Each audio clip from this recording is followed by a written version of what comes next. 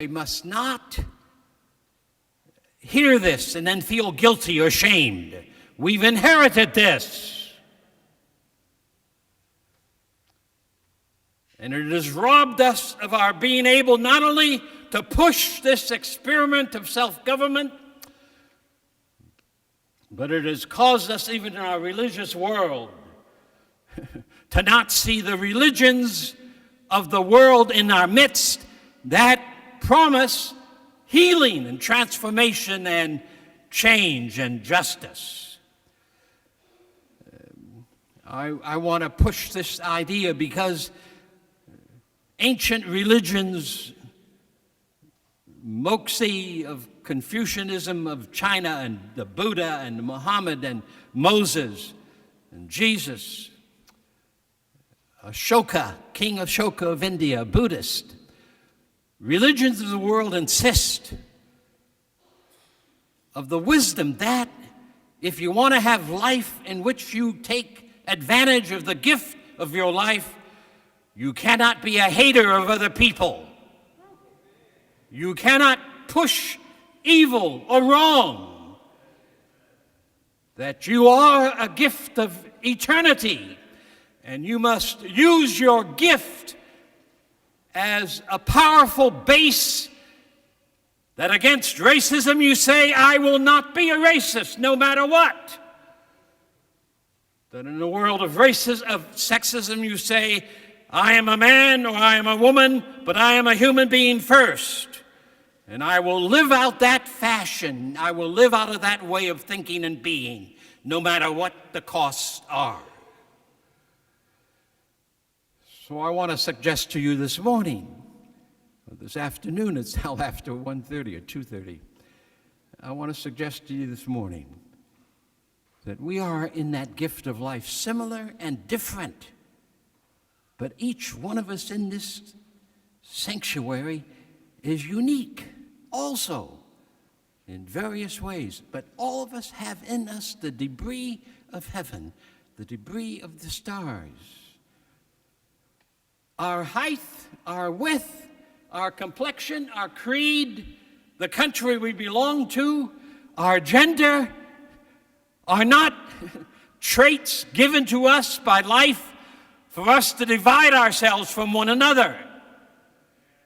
They are personal traits that are the instruments of eternity to allow us to accept the gift of life and to grow into that gift and to become people of love and truth and justice.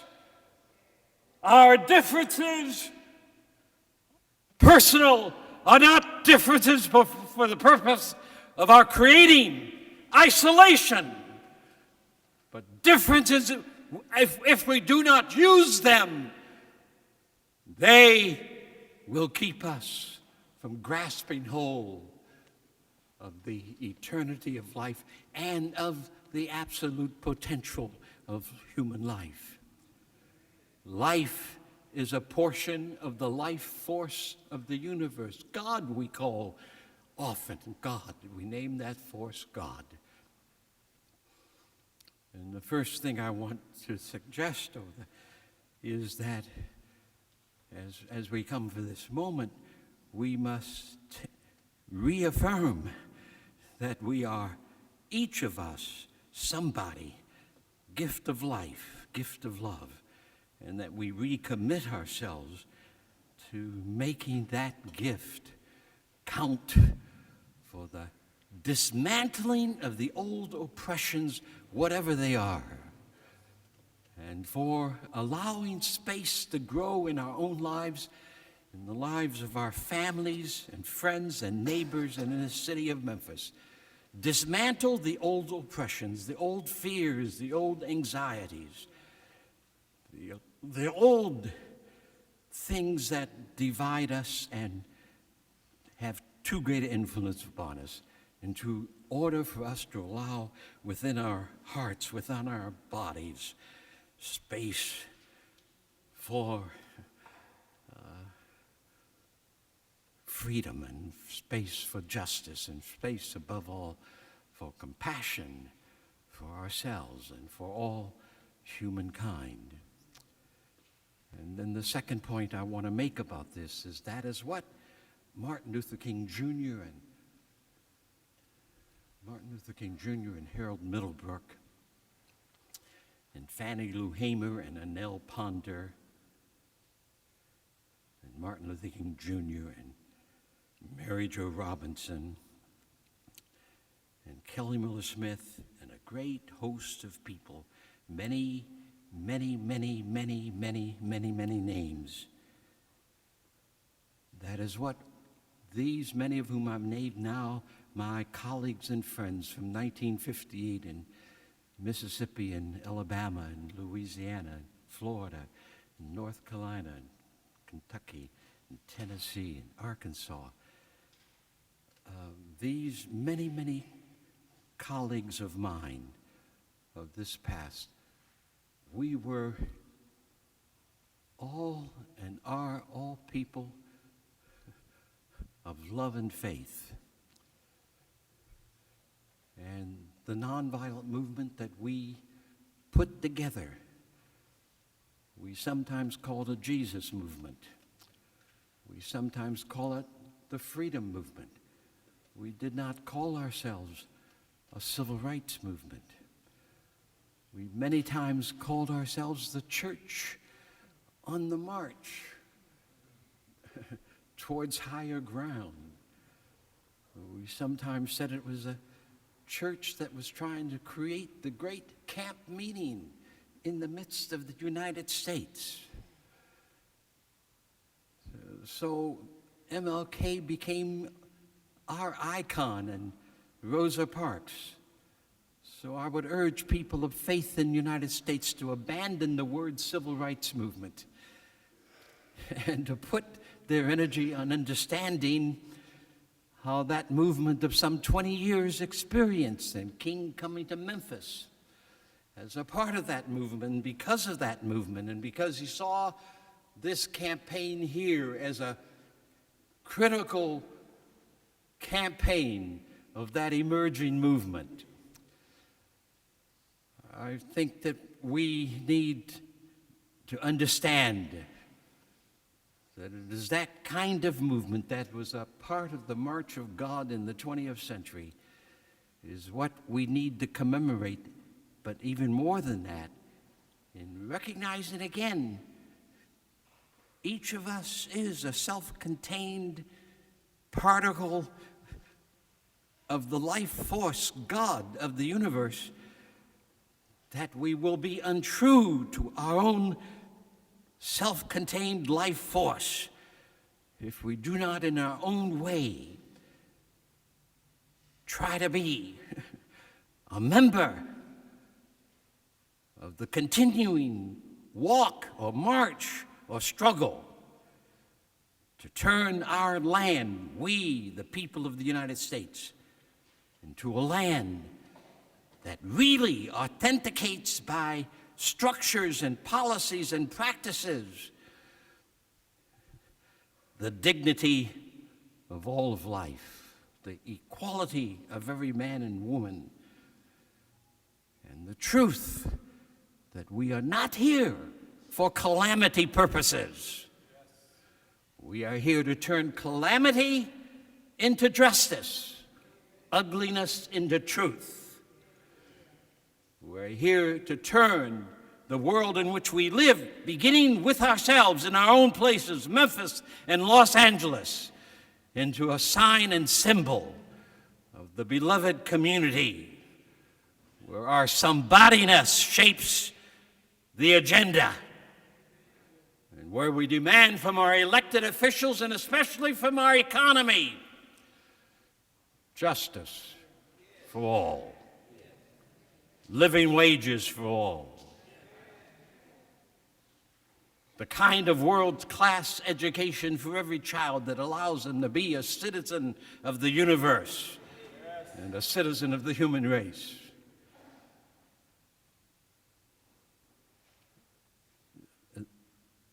It is only in that fashion we can then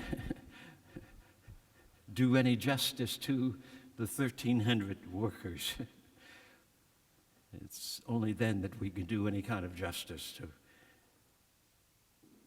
the Jesus that I maintain of the 21st century, the Moses of this century, Martin Luther King Jr. So as we gather here, then I push you hard just on that issue. We do not see this as social gospel. We do not see this as politics, unless we say it's the politics of the prophet Isaiah. It's the politics of Mary Magdalene.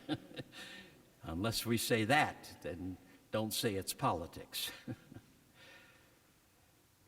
Don't say that it was only a black thing. It wasn't a black thing.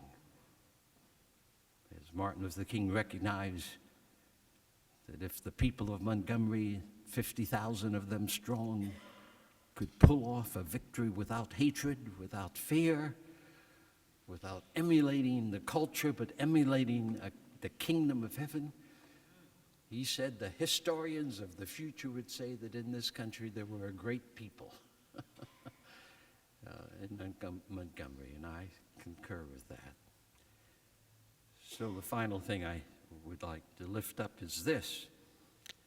There's a great text from an ancient teacher, anonymous teacher, I think, in the 29th chapter of the book that is called Proverbs, where it is said, where there is no vision, the people perish. And I want to warn you that in these chaotic, confusing times in our land, in all the noisy tit-for-tat, pea-brain political arena, economic arena, lacks any sense of vision for what eternity would help to make Memphis or help make our land. So where there is no vision, that's where we are today. There, the people perish. We have no massive leadership across our country calling us even to be true, as Martin King did to our preamble of the Constitution.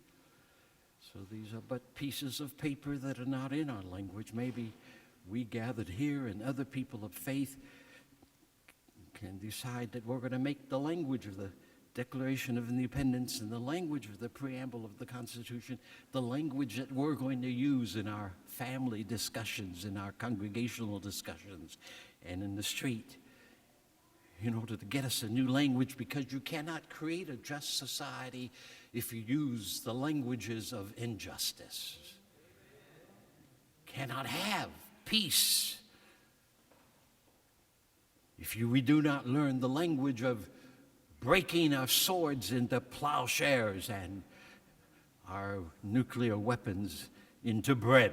Cannot have peace without learning a different language. So where there is no vision, the people perish. But I put on the other side of that these words: where vision flourishes, where we see ourselves as the children of eternity, as the children of God, where we see ourselves as the sons and daughters of life, where we see ourselves as pushing to reach a little bit more of the potential of having the debris of the stars in our souls and in our bodies, we can put together a different kind of vision. And so, where there is no vision, the people perish. But where vision flourishes, people prosper. People live wondrously and creatively. So I simply suggest we in this room, in this sanctuary, let us recommit ourselves to the ongoing struggle. Let each of us insist that I do not know how,